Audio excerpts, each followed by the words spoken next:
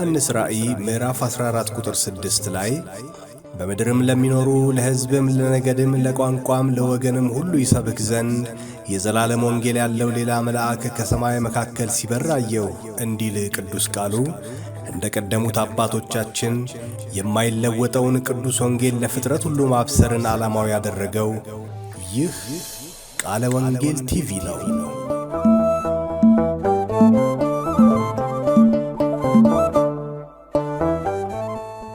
ለመድኃኒታችን ለእግዚአብሔር ክብር ይሁን። እንደምንሰነበታችሁ የዘላለም አምላክ እግዚአብሔር ለዘላለም የተባረከ ይሁን። እግዚአብሔር ይመስገን። በሮሜ መጽሐፍ ዙሪያ በክርስቶስ የተሰራልንን አዲስ ሕይወት እሱን እየተማማርን አሁን ሮሜ ምዕራፍ 7 ላይ ደርሰናል። እግዚአብሔር ይመስገን። በአለፈው ሳምንት ታስታውሱ ከሆነ ሮሜ ምዕራፍ 6ን በመንፈስ ቅዱስ የሚኖር አዲስ ሕይወት የሚል ከዚህ ከአገኘነው ጽድቅ ሕይወት ጋር በተገናኘ ሁኔታ እግዚአብሔርን ቃል ተከፋፍለን ነበር። ክብር ለእግዚአብሔር ይሁን። ሮሜ ምዕራፍ 6ን በሁለት ክፍል ነው የከፈልነው። አንደኛው ራስን ለእግዚአብሔር መስጠት በሚል የተለያዩ ፖይንቶችን አይተናል ከሁለት ሳምንት በፊት። ሳምንት ደግሞ በክርስቶስ ኢየሱስ የተሰጠንን የድል ሕይወት እንዴት በመንፈስ ቅዱስ ኃይል መኖር እንደምንችል የእግዚአብሔርን ቃል እየተማማርን የመጣ ነው። እግዚአብሔር አምላክ የተባረከ ይሁን። ዛሬ ሮሜ ምዕራፍ 7ን አብረን እናያለን። አሁንም ርዕሳችን በመንፈስ ቅዱስ የሚኖር አዲስ ሕይወት ወይም የድል ሕይወት የሚል ይሆናል ማለት ነው። እግዚአብሔር አምላክ ለዘላለም የተባረከ ይሁን። እንግዲህ ሮሜ ምዕራፍ 7ን ስናይ በሮሜ መጽሐፍ በዚህ በምዕራፍ 7 ላይ ስኮላርስ በሁለት ይከፈላሉ። ሮሜ 7ን አንዳንዶቹ የመጽሐፍ ቅዱስ ተማሪዎች ጳውሎስ ከዚህ ሟች ሥጋ ማን የሚለየኝ የሚለውን ሐሳብ መነሻ በማድረግ አሁን በክርስቶስ ከዳነ በኋላ የገጠመውን የሕይወት ተግዳሮት አሁንም ይሄ ስትራግሉ እንደቀጠለ በክርስትና ሕይወት ውስጥ ያለውን ትግል የሚያሳይ ነው ብለው ይላሉ። ሁለተኛዎቹ ደግሞ ሮሜ ምዕራፍ 7 በክርስቶስ ሳያምን በፊት በሕግ ስርዓት ውስጥ በነበረበት ጊዜ ለእግዚአብሔር ለመኖር ይከፍለው የነበረውን ይጥር የነበረውን ሕይወት የሚያሳይ ነው ብለው ይላሉ። ስለዚህ ስኮላርሱ የመጽሐፍ ቅዱስ አዋቂዎች ሮሜ ምዕራፍ 7ን በተመለከተ በሁለት ጎራ የተከፈሉ ናቸው ማለት ነው። እኔን የሚገዛኝ ሐሳብ ግን ሮሜ ምዕራፍ 7 አሁን በክርስቶስ ኢየሱስ አምነው ድነው ልክ እንደ ጳውሎስ አምነው ድነው ግን ደግሞ በሕይወት ትግል ውስጥ የሚኖሩ ሰዎችን የሚያንጸባርቅ የሚያሳይ ነው። አዎ በክርስቶስ ድል በመንሳት የምንኖርበትን እግዚአብሔር አዲስ የክብር ሕይወት አዲስ የትንሣኤ ሕይወት እግዚአብሔር ሰጥቶናል። እግዚአብሔር የተመሰገነ። እስኪ ዛሬ ጠለቅ ብለን ሮሜ 7 ውስጥ ያለውን የእግዚአብሔርን ሐሳብ አብረን እንመለከታለን። ለመነሻ እንዲሆነን ሮሜ ምዕራፍ 7ን እና ሮሜ 8 ቁጥር 1 እስከ 2 ድረስ ያለውን ሐሳብ እኔ ጠቅለል አድርጌ በአንድ መሰረታዊ ሐሳብ ላይ አብረን ነው እንድንመለከት የምፈልገው ማለት ነው። እግዚአብሔር አምላክ ለዘላለም የተባረከ ይሁን። ምንድነው የሚለው? ሮሜ ምዕራፍ 7 ቁጥር 1 እስከ ቁጥር 3 እና ሮሜ ምዕራፍ 8 ቁጥር 1 አነብላችኋለሁ። እንደዚህ ይላል። ወንድሞች ሆይ ሕግን ለሚያውቁ እናገራለሁ፣ ሰው ባለበት ዘመን ሁሉ ሕግ እንዲገዛው አታውቁምን? ያገባች ሴት ባሏ በሕይወት ሲኖር ከእርሱ ጋር በሕግ ታስራለች፣ ከእርሱ ጋር በሕይወት እስካለች ድረስ በሕግ ታስራለችና። ባሏ ቢሞት ግን ስለ ባሏ ከሆነው ሕግ ተፈታለች ይልና ሮሜ ምዕራፍ 7 ቁጥር 3 ላይ እንደዚህ፣ ስለዚህ ባሏ በሕይወት ሳለ ለሌላ ወንድ ብትሆን አመንዝራ ትባላለች። ባሏ ቢሞት ግን ከሕጉ እስራት ነፃ ወጥታለች። ባሏ ቢሞት ግን ከሕጉ አርነት ወጥታለች። ለሌላ ወንድ ብትሆን አመንዝራ አይደለችም። ለምን? ባሏ ስለሞተ። እንዲሁ ወንድሞች ሆይ እናንተ ደግሞ በክርስቶስ ሥጋ ለሕግ ተገላችኋል። ለእግዚአብሔር ፍሬ እንድናፈራ እናንተ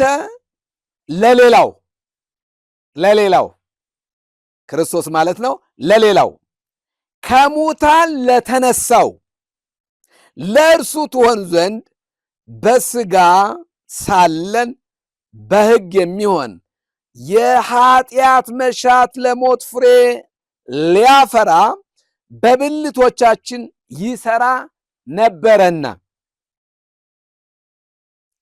አሁን ግን ኦ ማይ ጋድ የሚገርም ነው። አሁን ግን ለእርሱ ወይም ለታሰርንበት ስለ ሞትን ከሕግ ተፈተናል። ስለዚህ በአዲሱ በመንፈስ ኑሮ እንገዛለን እንጂ በአሮጌው በፊደል ኑሮ አይደለም ይላል። ሮሜ ምዕራፍ 8 ቁጥር 1 ደግሞ ላንብበው። እንግዲህ በክርስቶስ ኢየሱስ ላሉት አሁን ኩነኔ የለባቸውም። በክርስቶስ ኢየሱስ ያለው የሕይወት መንፈስ ሕግ ከኃጢአት ሕግና ከሞት ሕግ አርነት አውጥቶኛልና እግዚአብሔር ይመስገን። መንፈስ ቅዱስ እንዲያስተምረን እስኪ እንጸልይ። ጌታ ሆይ ለዘላለም እናመሰግንሃለን።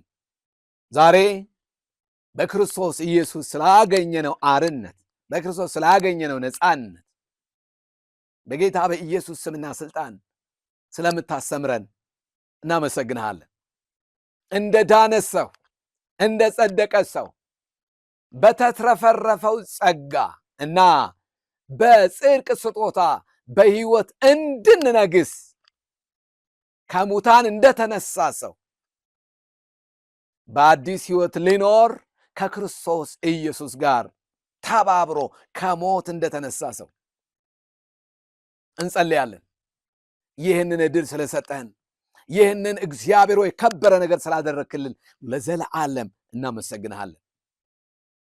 እግዚአብሔር አምላክ በጌታችን በኢየሱስ ክርስቶስ ስምና ስልጣን በሰው ስርዓት ለመጽደቅ፣ በሰው ወግና በሰው ልምምድ ወደ እግዚአብሔር ለመድረስ የምናደርገውን ከንቱ ጥረት አቁመን አሁን ዛሬ በጌታ በኢየሱስ ክርስቶስ ስምና ስልጣን ባገኘነው አዲስ ሕይወት በጽድቅ እንድንኖር ምሕረትህ ጸጋ እንዲበዛልን በጌታ በኢየሱስ ክርስቶስ ስም ጸልያለሁ። እግዚአብሔር አምላክ ሆይ ለዘላለም እናመሰግንሃለን። ሁሉ ለክብር ይሁን። ቀሪ ጊዜያችንን ባርክልን። ይህን ጉባኤ ባርክ።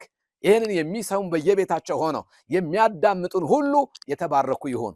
እናመሰግንሃለን ከፍ ስላለው ስለተሰጠን አዲስ የክብር ሕይወት በጌታችን በኢየሱስ ስም አሜን። እግዚአብሔር አምላክ ለዘላለም የተባረከና የተመሰገነ ይሁን። ጌታ ኢየሱስ ክርስቶስ ይባረክ። እንግዲህ የሰራዊት ጌታ እግዚአብሔር እንዴት አርነት እንዳወጣን፣ እንዴት ነፃ እንዳወጣን ከእግዚአብሔር ቃል አብረን እንመለከታለን። ለጌታችን ለመድኃኒታችን ለኢየሱስ ክርስቶስ ክብር ይሁን።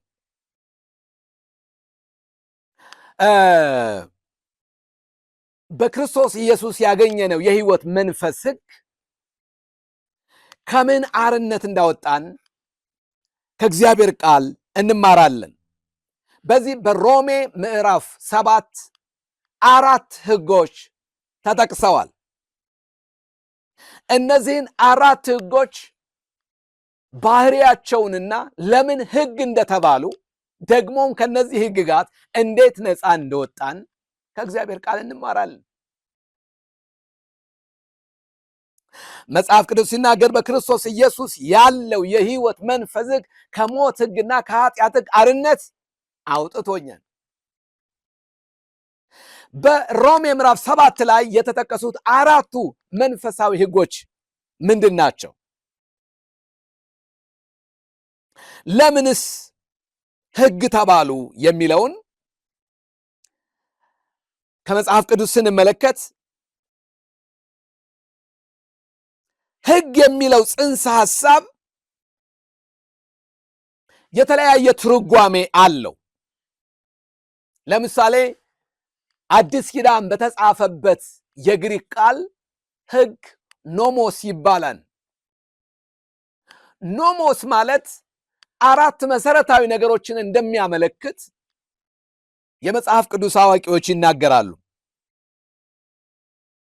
አንደኛው እንደ ተጻፈ ቅዱስ ቃል ኖሞስ ይባላል፣ ወይም ደግሞ የሙሴን ሕግ ለማመልከት ጥቅም ላይ ይውላል። ስለዚህ ኖሞስ ወይም ደግሞ ሕግ የተባለው የሙሴን ሕግ ለማመልከት ነው። የሙሴ ሕጎች ወደ 613 በላይ የሚሆኑ ሕግጋት ናቸው።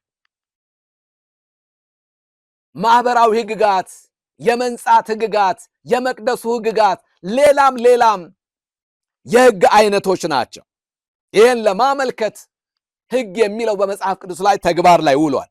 ሁለተኛው ኖሞስ ወይም ደግሞ ሕግ እንደ መንፈሳዊ መመሪያ ወይም ደግሞ ስርዓት ያለ ነገር ሕግ ተብሏል። ወይም ፕሪንሲፕል ወይም ደግሞ ሲስተም ምን ተብሏል? ሕግ ብለን እንለዋለን። ለምሳሌ የስበት ሕግ የሚባል ነገር በተፈጥሮ ውስጥ ሁላችንም እናስታውሳለን። የስበት ሕግ የሚባል ነገር አለ። የስበት ሕግ በየትኛውም ዓለም ላይ ይሰራል። በነጩም ላይ ይሰራል፣ በጥቁሩም ላይ ይሰራል፣ በተማረውም ባልተማረውም ላይ ይሰራል። ስለዚህ እንደ መንፈሳዊ መመሪያ ወይም ደግሞ ስርዓት ወይም ደግሞ እንደ ፕሪንሲፕል እንደ ሲስተም ሆኖ የሚያገለግል ሕግ ይባላል። ይህንን በዚህ በሮሜ ምዕራፍ 7 ላይ ከተጠቀሱት ሕግጋት ጋር እንዴት እንደሚገናኝ አሳያችኋለሁ። ደስ ይበላችሁ፣ ዛሬ በክርስቶስ በጌታችን እንዴት ከነዚህ ሕግጋት አርነት እንደወጣችሁ የእግዚአብሔርን ቃል እንማራለን። ሶስተኛው ኖሞስ የሚለው የግሪኩ ቃል እንደ ውስጣዊ ተቆጣጣሪ ኃይል ኮንትሮል የሚያደርግ የውስጥ ኃይልን ለመግለጥ ጥቅም ላይ ውሏል። ውስጣዊ እና ተቆጣጣሪ ኃይል ሕግ ይባላል። ስለዚህ ሕግ ሲባል ትእዛዝን ብቻ ሳይሆን ሰውን የሚገዛ የሚመራና የሚያስገድድ ተጽዕኖ ወይም ደግሞ ኃይል ማለት ነው። ያስገድዳን፣ የመምራት ኃይል አለው፣ ተጽዕኖ የማሳደር ጉልበት አለው። ስለዚህ ሕግ የተባለበት ምክንያት የማስገደድ መመሪያ ብቻ ሳይሆን የማስገደድ ተጽዕኖ የማሳደር እናንተ የማትወዱትን እንድታደርጉ በውስጥ እናንተ ላይ ጫና የመፍጠር አቅም ስላለው ሕግ ይባላል። ስለዚህ በደንብ አድርጋችሁ ስሙኝ። በሮሜ ምዕራፍ 7 ላይ እናንተም በክርስቶስ ሥጋ ለሕግ ተገድላችኋል። አንድ ሴት ባሏ በሕይወት እስካለ ድረስ ለትዳር ሕግጋት የተገዛች ናት። ለምሳሌ በኢትዮጵያ ውስጥ ደብል ጋብቻ አይፈቀድም፣ ያስቀጣል። አንድ ሰው ለአንድ ሰው ብቻ ነው መሆን የሚችለው። በባህላዊ መንገድ ሰዎች ያደርጉታል ወይ? አዎ። ነገር ግን በእኛ ሀገር ሕገ መንግስት በትዳር ላይ ትዳር መመስረት ያስቀጣል። ስለዚህ ጳውሎስ የሚናገረው ነገር ምንድን ነው? ይህች ሴት ባሏ በሕይወት እስካለች ድረስ ሌላ ማግባት አትችልም፣ የሚከለክላት የጋብቻ ሕግ ነው ይላል። ነገር ግን ያገባት ቢሞትስ ሌላ ብታገባ አመንዝራ አትባልም ይላል። ኦ ሃሌሉያ! እናንተም በክርስቶስ ሥጋ በሕግ ለሕግ ተገድላችኋል። ትላንትና ባሪያ አድርጎ ይገዛን የነበረው ያንን ሕግ እግዚአብሔር ምን አድርጎታል? አስወግዶታል። ቅድም ያነበብኩላችሁ የእግዚአብሔር ቃል የሚለው ይህንን ነው። ስለዚህ አሁን የምንገዛው በአዲሱ የመንፈስ ኑሮ እንጂ አሁን የምንገዛው በአሮየው ስርዓትና ኑሮ አይደለም ይላል። አሁን ከሙታን ለተነሳው ለእርሱ እንሆን ዘንድ ለሕግ ተገድለን። ትላንትና እንደ ባል ሆኖ እንደ ጌታ ሆኖ እንደ አምላክ ሆኖ ባሪያ አድርጎ ይገዛን የነበረ የሕግ አይነት 4 አይነት የሕግ አይነት ሶስቱን እግዚአብሔር እንዳስወገደልን አንዱን ግን እግዚአብሔር በሕይወታችን ላይ እንዳስቀመጠ እነዚህን ሕግጋት አሳያቸዋለሁ። በደንብ አድርጋችሁ ስሙኝ። በክርስቶስ በመንፈስ ቅዱስ ኃይል የሚኖር የድል ሕይወትን ነው። በክርስቶስ ኢየሱስ ያሉት ኩነኔ የለባቸውም። ለምን? በክርስቶስ ውስጥ ያለ፣ በእኛ ውስጥ አይደለም። በእኛ ጥረት፣ በእኛ ሃይማኖት ውስጥ፣ በእኛ ልምምድ ውስጥ፣ በእኛ ምናምን አይደለም። በክርስቶስ ውስጥ ያለ የሕይወት መንፈስ ሕግ ከሁለት ከኃጢአት ሕግና ከሞት ሕግ አርነት አውጥቶኛል። በነፃነት ልንኖር ክርስቶስ ነፃ አውጥቶናል ብለን የምንለው ከምን አይነት ሕግ ነው? ከምን አይነት ኃይል ነው? ከምን አይነት ውስጣዊ አስገዳጅ ጉልበት ነው ነፃ ያወጣን? እናንተ የክርስትናዬን ወደድኩት፣ በክርስቶስ ኢየሱስ ሥጋ ለሕግ ተገድላችኋል። አሁን እናንተ ለእግዚአብሔር ፍሬ እንድታፈሩ የጽድቅ ከክርስቶስ ኢየሱስ የሚገኝ ይላል ፊልጵስዩስ ላይ ምዕራፍ 1 ላይ ከክርስቶስ ኢየሱስ የሚገኝ የጽድቅ ፍሬ ሞልቶባችሁ ይላል። በክርስቶስ ኢየሱስ ቀን ያለ ነውርና ያለ ነቀፋ እንድትሆኑ ይላል። ከክርስቶስ የሚገኝ የጽድቅ ፍሬ ለእግዚአብሔር ፍሬ እንድናፈራ አሮየው ሰዋችን ከእኛ ላይ እንደተገፈፈ፣ ስለዚህ እንደ መብት አድርጎ በላያችን ላይ ሰልጥኖ የነበረው ይገዛን የነበረው ነገር ተገድሏል፣ ሞቷል። አሁን በሕይወት እንድንኖር ክርስቶስ ነፃ አውጥቶናል። አሁን ሌላ ማግባት እንችላለን። ለዛ ነው ክርስቶስ ሙሽራ እኛ ሙሽሪት የሆን ነው። ሃሌሉያ ሃሌሉያ። ለመድኃኒታችን ለእግዚአብሔር ክብር ይሁን። ስለዚህ እነዚህን ሕግጋት ላሳያችሁ እዛው ሮሜ ምዕራፍ 7። በነገራችን ላይ ሮሜ 7 ላይ ሂዳችሁ ስታነቡ እኔ እኔ እኔ እኔ የሚል 30 ጊዜ ታገኛላችሁ። እኔ ደካማ ሰው ነኝ፣ እኔ በአእምሮዬ በእግዚአብሔር ሕግ ደስ ይለኛል፣ እኔ ከዚህ የተሞት ለኃጢአት ለስጋ ከተሰጠ ሰውነት ማን ያድን? እኔ ሕግ ሳይመጣ እኔ ሕያው ነበርኩ። ሕግ ከመጣ በኋላ ግን ኃጢአት ሕያው ሆነ፣ እኔም ኖርኩ፣ ሞት። እኔ ዛሬ ይቀበራል። እኔ የሚለው ያ አይደንቲቲ ምን ይሆናል? በክርስቶስ ሥጋ ምን ይሆናል? ይወገዳል። እግዚአብሔር አምላክ ለዘላለም እስከ ዘላለም የተባረከና የተመሰገነ ይሁን። ልብ ብላችሁ ስሙኝ ወገኖቼ። ወይ በተለይ ከቁጥር 4 እስከ ቁጥር 5 ጀምሮ 6 ጀምሮ ያለውን ሐሳብ ልብ ብለን ልናየው ይገባናል። ምንድነው የሚለው? እንዲሁ ወንድሞች ሆይ እናንተ እንዲሁ አንድ ሴት ባሏ ከሞተ በኋላ ሌላ የማግባት መብት እንዳላት ሁሉ አመንዝራ ተብላ ልትወገር እንደማትችል ሁሉ ለመድኃኒታችን ለእግዚአብሔር ክብር ይሁን። ታስታውሳላችሁ፣ ስታመነዝር ተገኘች ብለው ሊወግሯት እያዋከቧት እያዳፏት ወደ ክርስቶስ ይዘዋት መጡ። ታስታውሳላችሁ። ምክንያቱም ባሏ በሕይወት ስላለ ስታመነዝር ተገኘች ብለው ነው አይደለ? አሁን ግን እንዲሁ ወንድሞች ሆይ እናንተ ደግሞ በክርስቶስ ሥጋ ለሕግ ተገድላችኋል። ለእግዚአብሔር ለምን? ዓላማውን ይናገራል። ለምን? ለእግዚአብሔር ፍሬ እንድናፈራ እናንተ ለሌላው ማለት ከሙታን ለተነሳው ለእርሱ ትሆኑ ዘንድ በሥጋ ሳለን በሕግ የሚሆን የኃጢአት መሻት ለሞት ፍሬ ሊያፈራ በብልቶቻችን ይሰራ ነበረ። በብልቶቻችን የሞት ፍሬ ለሞት ፍሬ ሊያፈራ ይሰራብን ነበረ ይላል። በስጋ ሳለን በስጋ ሳለን የሚለው ስጋ የሚለው ይሄንን ውጫዊ የሆነውን ተፈጥሯዊ የሆነውን ስጋችን አይደለም፣ አሮጌው ማንነታችንን ነው። ሮሜ ምዕራፍ 6 ቁጥር 6 ላይ ያለውን ነው። አሮጌው ሰዋችን ከክርስቶስ ጋር ተሰቅሏን የሚለውን ነው። በስጋ ሳለን በሕግ የሚሆን የኃጢአት መሻት ለሞት ፍሬ ሊያፈራ። ታስታውሳላችሁ፣ የኃጢአት ደመወዝ ምንድን ነው?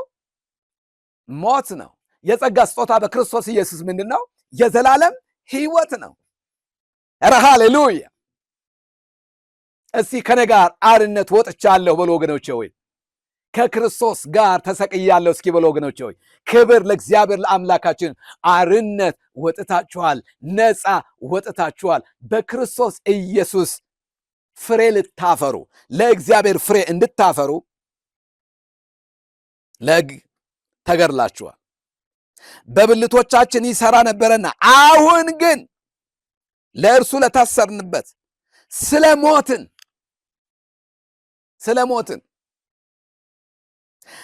ከሕግ ተፈተናል።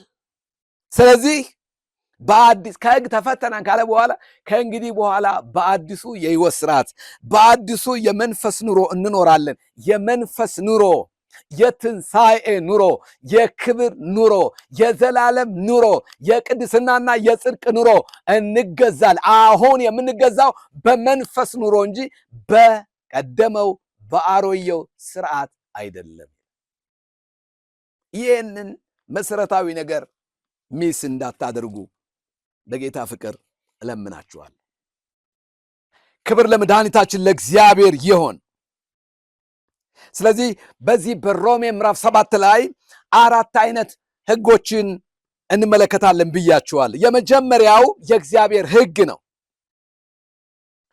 ቁጥር 22 ላይ በውስጥ ሰውነቴ በእግዚአብሔር ሕግ ደስ ይለኛልና ይላል። ስለዚህ የእግዚአብሔርን ሕግ በምናይበት ጊዜ ባህሪው የሚያመለክተው የተጻፈውን የሙሴን ሕግ ነው። የሙሴ ሕግ ደግሞ ሮሜ ምዕራፍ 7 ቁጥር 12 ላይ ሕጉ ቅዱስ ነው፣ ጻድቅ ነው፣ መልካም ነው የሚል ነገር ታገኛላችሁ። ስለዚህ ምንድን ነው ይህ የዳነው ሰው በውስጥ ሰውነቴ በሙሴ ሕግ ወይም በእግዚአብሔር ሕግ ምን ይለኛል? ደስ ይለኛል። ምክንያቱም ሕጉ የእግዚአብሔርን ባህሪ የሚያሳይ ስለሆነ፣ ሕጉ ቅዱስ ስለሆነ፣ ሕጉ ጻድቅ ስለሆነ፣ ደግሞም መልካም ስለሆነ። ለምን ሕግ ተባለ ካልን የእግዚአብሔርን ፈቃድ የሚገልጽልን ስለሆነ።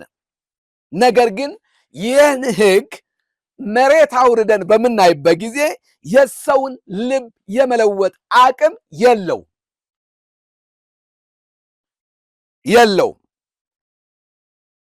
ለምን? ሕግ ኃጢአትን ይገልጣል እንጂ ኃጢአትን የማስወገድ ጉልበት የለው።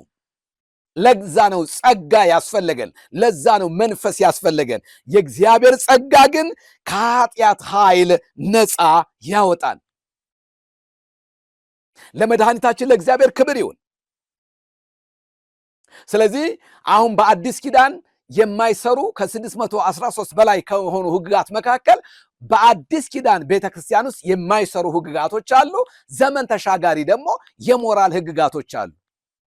እነሱም ቢሆኑ አታመንዝር፣ አትስረቅ፣ በሐሰት አትመስክር ምናምን የሚሉ ሕግጋቶች በአጠቃላይ ሰውን የመቀየር፣ ሰውን የማዳን፣ ሰውን የመለወጥ አቅም የላቸው።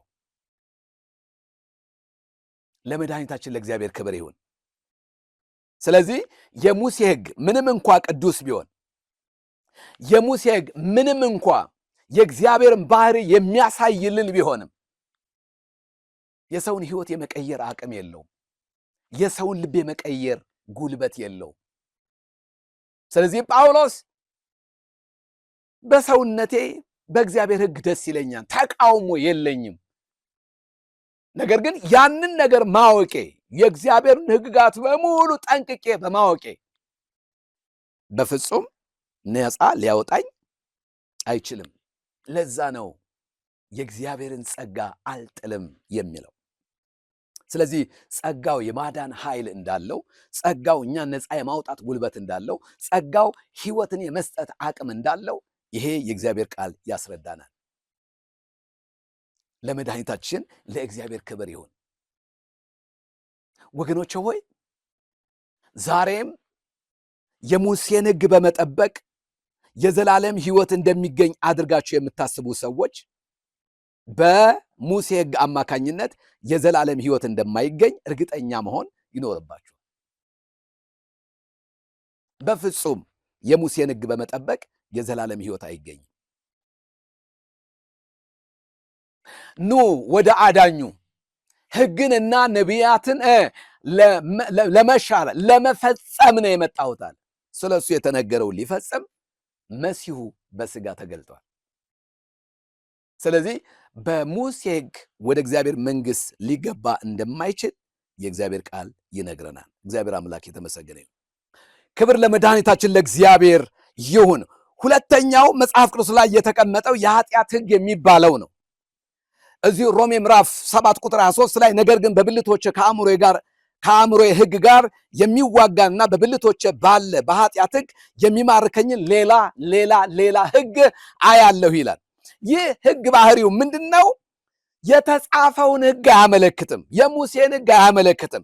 ይልቁንም የወደቀውን የሰውን ባህሪ በውስጣችን ያለውን ተጽዕኖና ኃይል ያመለክታል። ለምንድን ነው ሕግ የተባለው ብለን ካልን በሰው ላይ ገዢ ስለሆነ አስገዳጅ ስለሆነ የሰዎችን ማንነት ይማርም አይማርም የሰው ማንነት የመቆጣጠር ጉልበት ስላለው ነው። አንድ ሰው የማይፈልገውን ነገር እንዲያደርግ ይገፋፋዋል። ለዛ ነው ሮሜ ምዕራፍ 7 ቁጥር 19 ላይ የማደርገው የምወደውን ሳይሆን የማልፈልገውን የማልወደውን አደርጋለሁ ብሎ የሚለው። ስለዚህ በብልቶቼ ከአእምሮ ሕግ ጋር የሚዋጋ ከእግዚአብሔር የጽድቅ ሕግጋት ጋር የሚቃረን ሌላ ሕግ አያለው። ልንገራችሁ፣ ጸጋ ይህንን ሕግ ማሸነፍ ብቻ አይደለም፣ ሰባብሮ ከሕይወታችን ላይ ጥሎታል። ስለዚህ ምን እያልኩ ነው? ይህ ሕግ ማንኛውንም ሰው የሚከስ ማንኛውም ሰው የሚታገል የሕግ አይነት ነው። ሦስተኛው የአእምሮ ሕግ የሚባለው ነው። እዚሁ ሮሜ ላይ የሚለው ነገር ምንድን ነው? እንደዚህ ይላል። ቁጥር 23 እና 28 ላይ ነገር ግን በብልቶቼ ከአእምሮ ሕግ ጋር የሚዋጋና በብልቶቼ ባለ በኃጢአት ሕግ ይላል። አየ የኃጢአት ሕግ የሚማርከኝ ሌላ ሕግ አያለው። በኢየሱስ ክርስቶስ በጌታችን ለእግዚአብሔር ምስጋና ይሁን። እንግዲያስ እኔ በአእምሮዬ ለእግዚአብሔር ሕግ በሥጋዬ ደግሞ ለኃጢአት ሕግ እገዛለሁ የሚል የእግዚአብሔር ቃል እናገኛለን። ለመድኃኒታችን ለእግዚአብሔር ክብር ይሁን።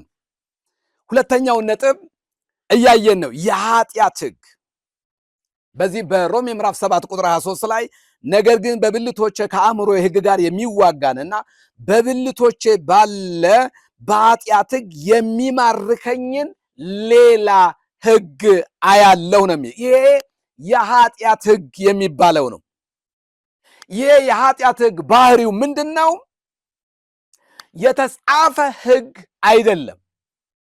የሙሴ ሕግንም አያመለክትም። ይልቁንም የወደቀውን የሰውን ባህሪ በውስጣችን ያለውን ተጽዕኖና ኃይል የሚያመለክት ነው። አሮጌው ሰው በማንነታችን ላይ የሚፈጥረውን ተጽዕኖ በመንፈስ ቅዱስ ኃይል ካልሆነ በስተቀር ከዚህ ተፈጥሮ ማንኛውም ሰው ነፃ መውጣት አይችልም። ስለዚህ ይህንን ተፈጥሮ መቋቋም የምንችለው ይህንን ተፈጥሮ ወይም ደግሞ የኃጢአት ሕግ የሚባለውን ለኃጢአት ባሪያ እንድንሆን በውስጣችን ተጽዕኖ የሚያሳድርብንን ይህንን ኃይል ማሸነፍ የምንችለው በሌላ ሕግ ነው። በሌላ ህግ ነው።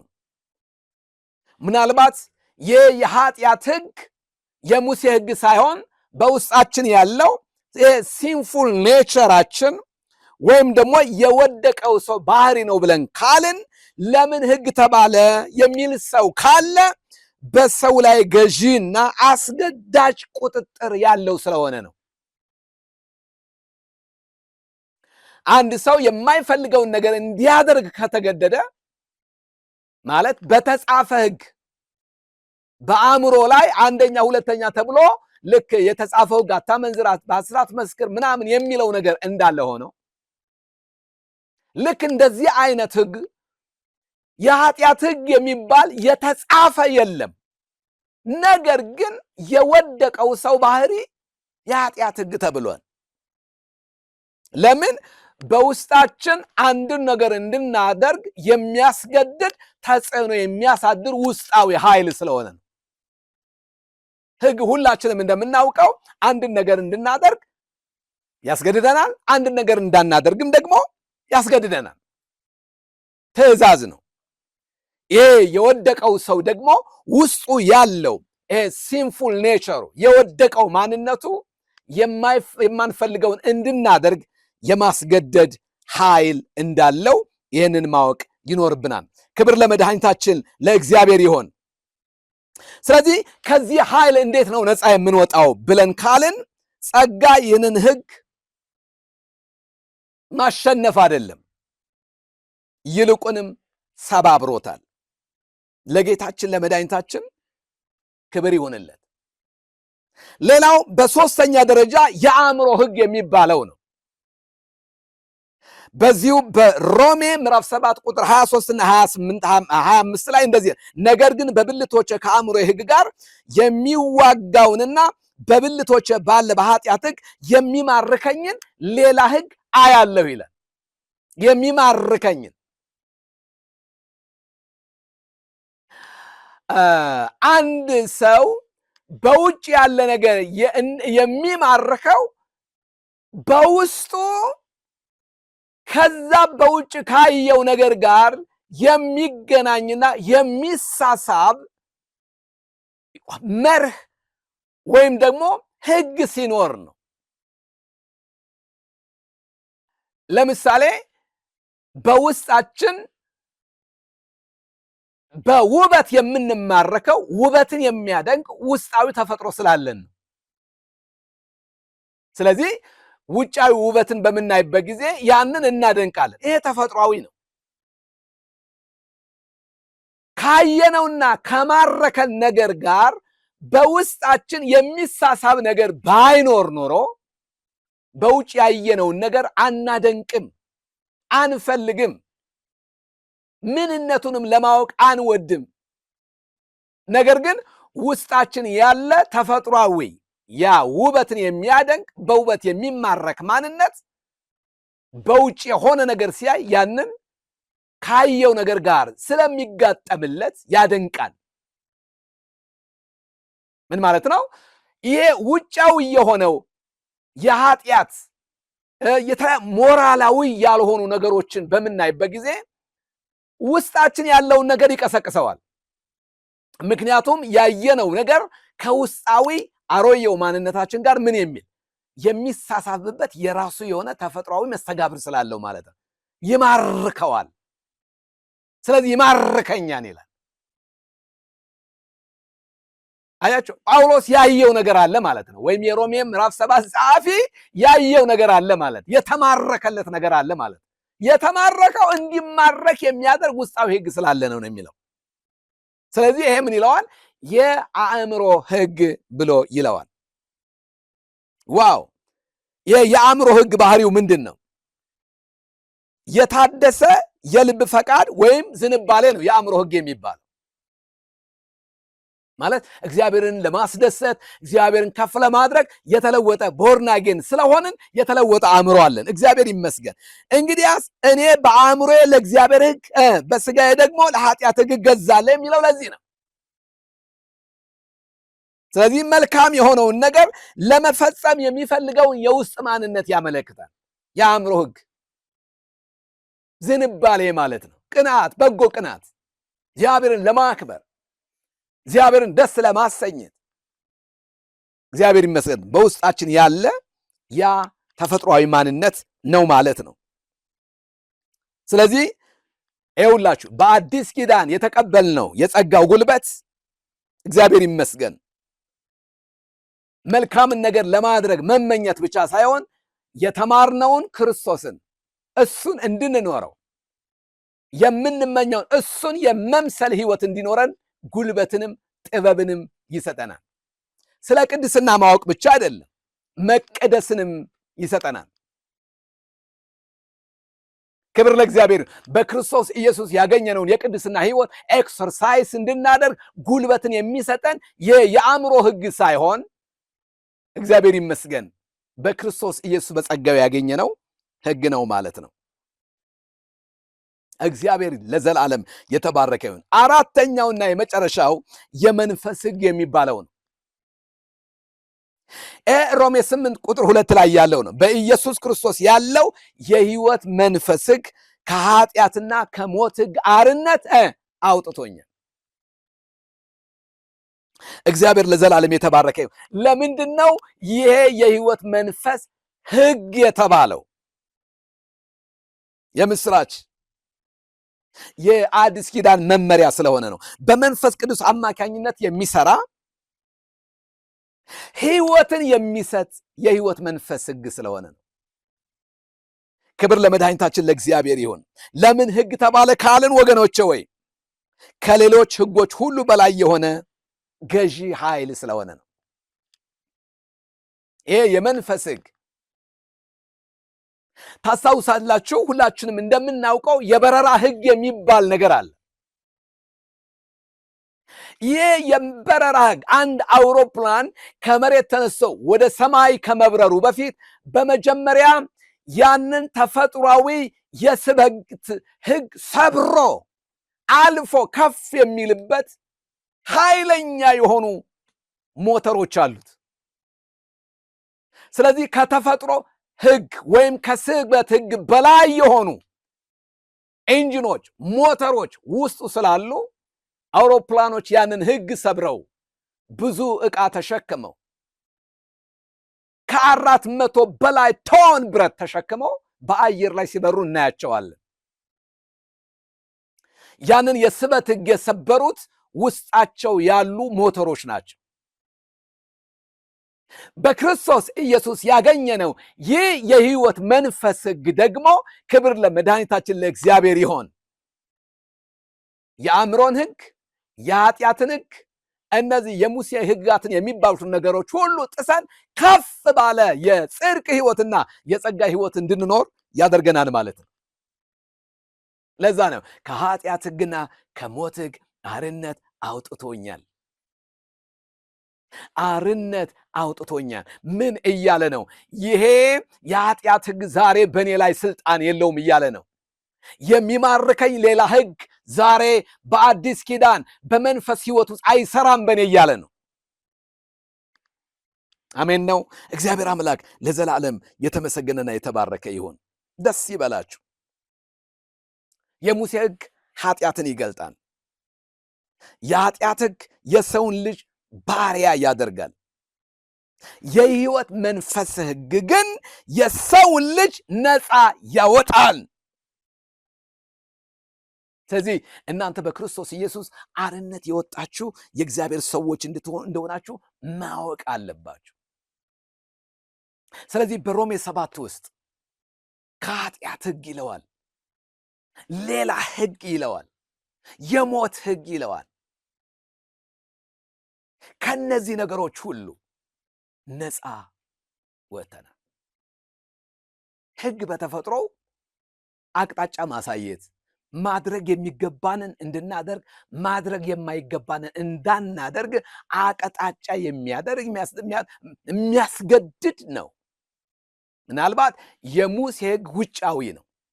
ነገር ግን የአእምሮ ህግ የሚባለው የኃጢአት ህግ የሚባለው ከዚህ ሲንፉል ከሆነው ኃጢአተኛ ከሆነው ተፈጥሯችን ጋር ስለሚገናኝ የሚማርከንንና የማንወደውን እንድናደርግ የሚያስገድድ ኃይል ነው። ለዛ ነው ከዚህ ሟች ሥጋ የሚለየኝ ማን ነው? ሮሜ ምዕራፍ 7 ቁጥር 21 ላይ እንግዲያውስ መልካሙን አደርግ ዘንድ ስወድ በእኔ ክፉ እንዲያድርብኝ ሕግን አገኛለሁ፣ በውስጥ ሰውነቴ በእግዚአብሔር ሕግ ደስ ይለኛል። ኦ ሃሌሉያ! ነገር ግን በብልቶቼ ከአእምሮ ሕግ ጋር የሚዋጋ በብልቶቼ ውስጥ ከአእምሮ ሕግ ጋር የሚዋጋ ሌላ ሕግ ብልቶቼ የአመፃ ዕቃ ጦር እንዲሆኑ ለክፉ ተላልፈው እንዲሰጡ ማየት፣ መስማት፣ መናገር፣ ሌሎችም የአካል ክፍሎቻችን ሁሉ የሞትን ፍሬ እንዲያፈሩ የኃጢአት ባሪያዎች እንዲሆኑ ለኃጢአት ሕግ እንዲገዙ የሚያደርጉ የውስጥ ሌላ ተጽዕኖ የሚያሳድርብኝ ሕግ አያለሁ። እኔ ምንኛ ጎስቋላ ሰው ነኝ! ለዚህ ለሞት ከተሰጠ ሰው ማን ያድነኛል? ዋው! ይቀጥልና እንደዚህ ይላል፣ በኢየሱስ ክርስቶስ በጌታችን ለእግዚአብሔር ምስጋና ይሁን። ከዚህ ሟች ሥጋ ማን ያድነኛል? ለዚህ ሞት ከተሰጠ ሰውነት ማን ያድነኛል ብሎ ምዕራፉን አይዘጋውም። ምዕራፉን የሚዘጋው በአዋጅ ነው፣ በምስጋና ነው፣ ለእግዚአብሔር ክብር በማምጣት ነው። እንደዚህ ይላል፣ በኢየሱስ ክርስቶስ በጌታችን ለእግዚአብሔር ምስጋና ይሁን። እንዴት? ለምን? እንግዲያስ እኔ በአእምሮዬ ለእግዚአብሔር ሕግ፣ በሥጋዬ ግን ለኃጢአት ሕግ እገዛለሁ። እንግዲህ በክርስቶስ ኢየሱስ ላሉት ኩነኔ የለባቸውም። ኩነኔ ማለት ፍርድ ማለት፣ ወደ እግዚአብሔር የመቅረብ ብቃት የለኝም ብላችሁ እንድታስቡ የሚያደርግ ማለት። ኩነኔ በክርስቶስ ኢየሱስ ላሉት ነው። ስለዚህ የኃጢአት ሕግ በሕይወታችሁ የማይሰራው የክርስቶስ ስለሆናችሁ ብቻ ነው። እነግራችኋለሁ፣ ትእዛዙ ቅዱስ ነው። ትእዛዙ ፍጹም ነው። ትእዛዙ መልካም ነው። ሮሜ 7:12 ላይ ነገር ግን ይህ ሕግ ምንም መልካም ቢሆን የእግዚአብሔርን ባህሪና መልካምነት ያሳየናል እንጂ ይህን መልካምነት በሕይወታችን እንድንኖረው አያደርግም። ክብር ለእግዚአብሔር ይሁን። ምናልባት ሕጉ እግዚአብሔርን ደስ የምናሰኝበትን አቅጣጫ ሊያሳየን ይችላል። እንዴት እግዚአብሔርን ማክበር እንዳለብን ሊመክረን ይችላል። ነገር ግን እነዛ የተማርናቸውን እውነታዎች ሁሉ በሕይወት ልናደርጋቸውና ልንተገብራቸው የምንችልባቸውን ውስጣዊ የሕይወት ኃይል ግን መስጠት አይችሉም። ስለዚህ የእግዚአብሔር ጸጋ፣ አዲሱ የመንፈስ ሕግ፣ አዲሱ የኑሮ ስርዓት ግን ክብር ለእግዚአብሔር ይሁን የእግዚአብሔር ሞራላዊ ትእዛዛትም እንኳ ቢሆን መኖር እንድንችል ማድረግ እንድንችል የሚያደርግ ውስጣዊ አቅም ሆኖልናል። ምን እያልኩ ነው? ስለዚህ እግዚአብሔር አምላክ አርነት ያወጣን ከኃጢአት ሕግ ነው። ተገደን መልካሙን አደርግ ዘንድ ስወድ በእኔ ላይ ክፉ እንዲያድርብኝ ሌላ ሕግ አያለሁ ከሚለው ከዛ አይነት ትግል ነፃ ወጥተን ከመንፈስ ቅዱስ ጉልበትን እንድናገኝ ተደርገናል። ስለዚህ የኃጢአት ሕግ የውስጡ ሰውነት፣ የውስጥ ስበት፣ የደከመው ማንነት አሁን በመንፈስ ቅዱስ ኃይል ተቀይሯል። ለእግዚአብሔር ለአምላካችን ምስጋና ይሁን። ይኸውላችሁ ይሄ የወደቀው የሰው ባህሪ ወደ ኃጢአት የመሳብ ኃይል አለው፣ ፍላጎት አለው። አንድ ሰው ማጨስ እንደሌለበት ቢያጨስ እንደሚጎዳ እያወቀ ማጨስ እንደሌለበት እያወቀ ግን ያጨሳል። የሚያስጨሰው ለምንድን ነው ብለን ካልን እንዲያጨስ በውስጥ ማንነቱ የሚያስገድደው ነገር ስላለ ነው። መጠጥ ምን ያህል ሰዎችን እንደሚጎዳ፣ አሽሽ ምን ያህል እንደሚጎዳ፣ ከማህበረሰቡ እንዴት እንደሚለይ፣ አቅመቢስ እንደሚያደርግ፣ እንደሚያዋርድ ብናውቀውም ሰዎች ተገደው ያጨሳሉ፣ ለሱስ ባሪያ ይሆናሉ። ለምን? ወደዛ የሚሳብበት ምን ስላለ ነው? ኃይል ስላለ ነው፣ ጉልበት ስላለ ነው። ስለዚህ ጳውሎስ ሲናገር ሕግ ሳይመጣ እኔ ሕያው ሆንኩኝ፣ ሕያው ነበርኩ። ሕግ ሲመጣ ግን ኃጢአት ሕያው ሆነ፣ እኔም ሞትኩ። ሕግ ከመምጣቱ በፊት ግን ኃጢአት ሙት ነበረ ይላል። ስለዚህ ሕጉ ሲመጣ በሰውየው ውስጥ ያለውን የኃጢአትን መሻት አነቃቅቶታል ማለት ነው። ስለዚህ ለኃጢአት የተሰጠ ማንነት እንዲኖረኝ አደረገ። ስለዚህ ሕጉ የኃጢአትን ዕውቀት ሰጠኝ እያለ ነው። ይኸውላችሁ ሕጉ በባህሪው ቅዱስ ሲሆን፣ ጻድቅ ሲሆን፣ መልካም ሲሆን፣ በስራው ግን የኃጢአትን ኃይል በውስጣችን የሚያነሳሳ የኃጢአት ኃይል ሆኖ ነው የተገለጠው። ስለዚህ ሰውየው ሕግ ከመምጣቱ በፊት ሕያው ነበር፣ ኃጢአት ግን ሙት ነበር። ኃጢአት አይታወቅም ነበር፣ ኃጢአት ጉልበት አልነበረውም። ሕግ መጣ፣ ከዛ ምን ሆነ? እኔ ሞትኩ፣ ሙት የነበረው ኃጢአት ደግሞ ሕያው ሆነ። ስለዚህ እኔ ምን ሆንኩ? የሞትኩ ሰው ሆንኩኝ ነው የሚል።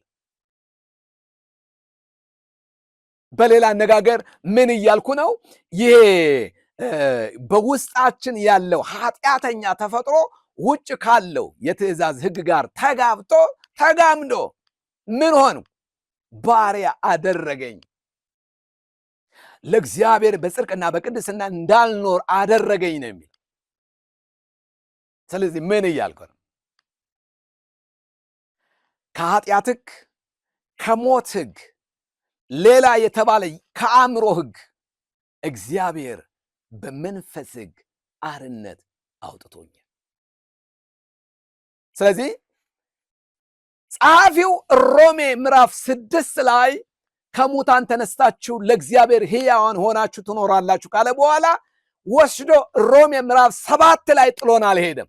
ከሮሜ ምዕራፍ 7 አውጥቶ ሮሜ ምዕራፍ 8 ላይ አስገብቶ አሁን በክርስቶስ ኢየሱስ ያሉ ኩነኔ የለባቸውም፣ ምክንያቱም በክርስቶስ ውስጥ ያለው የሕይወት መንፈስ ሕግ አርነት አውጥቷቸዋል ይላል።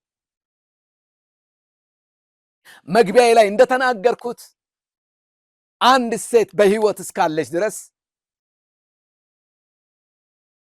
ለትዳር ሕግ የምትገዛው ባሏ በሕይወት እስካለ ድረስ ነው።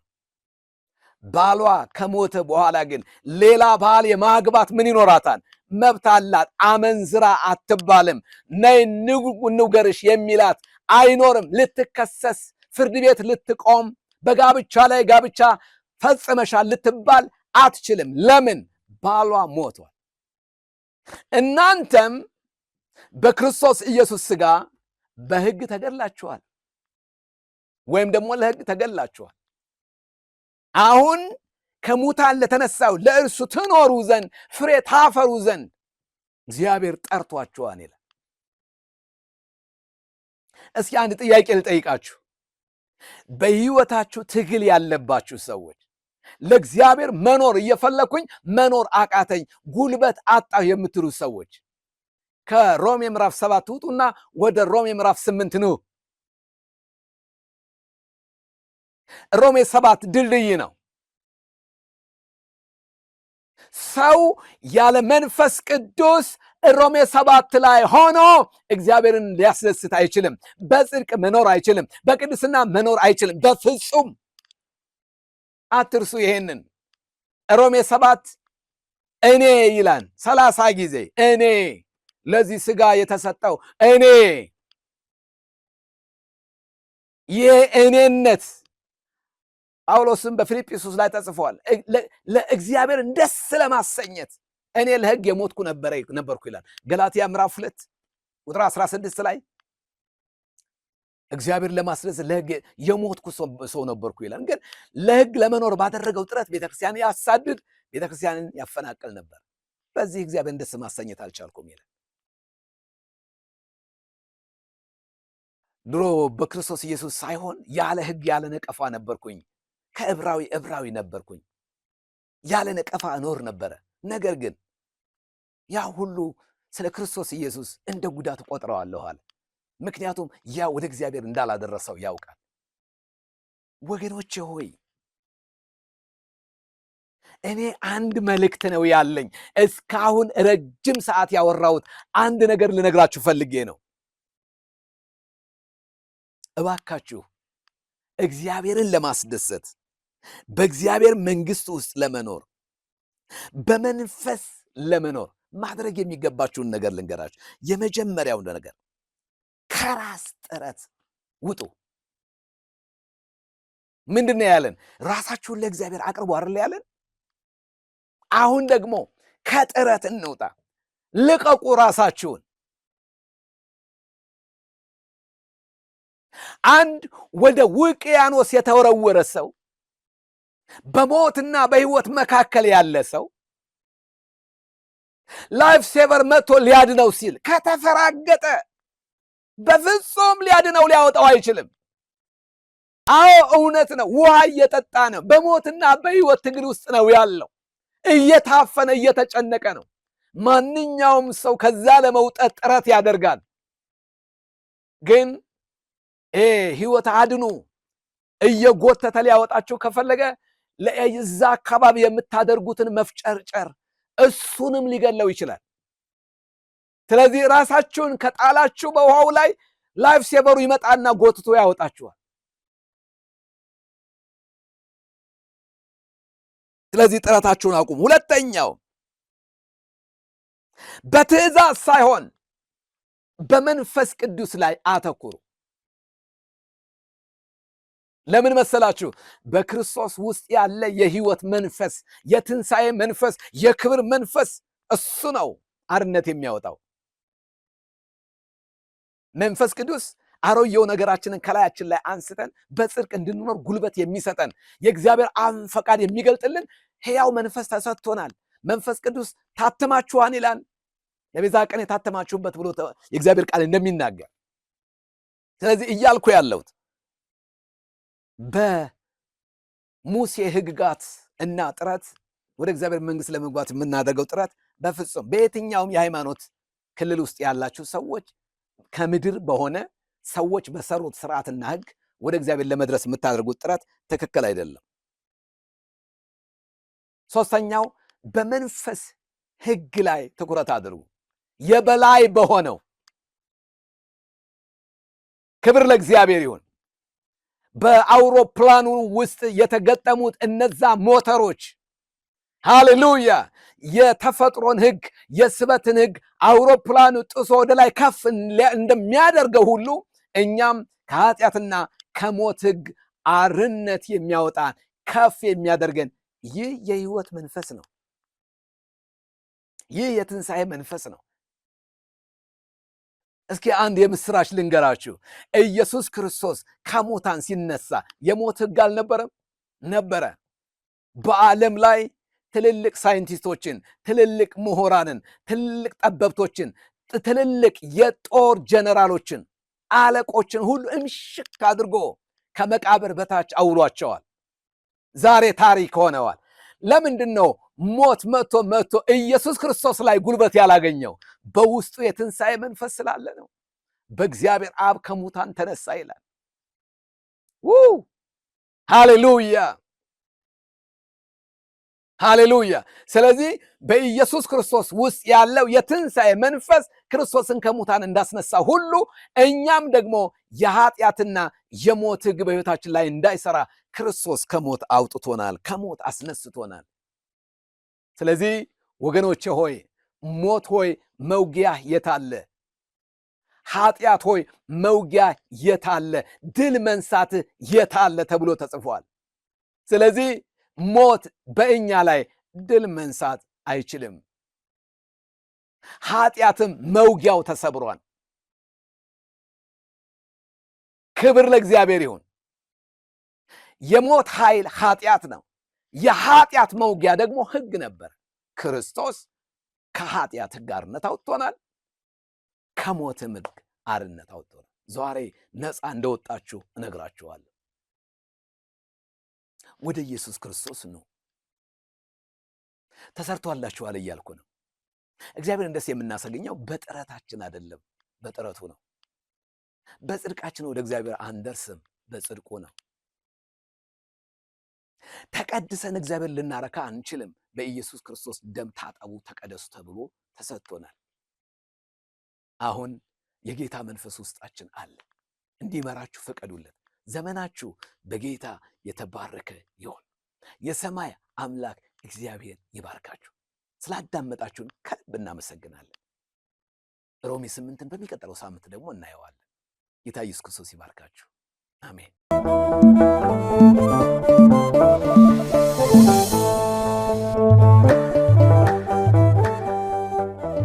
በዮሐንስ ራእይ ምዕራፍ 14 ቁጥር 6 ላይ በምድርም ለሚኖሩ ለሕዝብም ለነገድም ለቋንቋም ለወገንም ሁሉ ይሰብክ ዘንድ የዘላለም ወንጌል ያለው ሌላ መልአክ ከሰማይ መካከል ሲበር አየሁ እንዲል ቅዱስ ቃሉ እንደ ቀደሙት አባቶቻችን የማይለወጠውን ቅዱስ ወንጌል ለፍጥረት ሁሉ ማብሰርን ዓላማው ያደረገው ይህ ቃለ ወንጌል ቲቪ ነው።